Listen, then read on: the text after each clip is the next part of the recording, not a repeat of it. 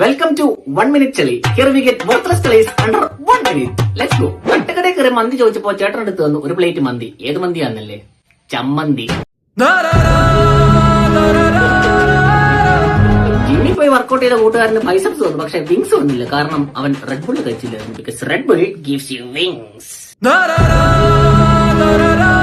Jeans ചെളിയായാലും അങ്ങനെ അധികം ആരും അലക്കാറില്ലെന്നേ. അതുകൊണ്ട് നിങ്ങൾ കാൽവിൻ ക്ലീൻ ജീൻസ് മേടിച്ചാൽ മതി. അതാകുമ്പോ എപ്പോഴും ക്ലീൻ ആയിരിക്കും.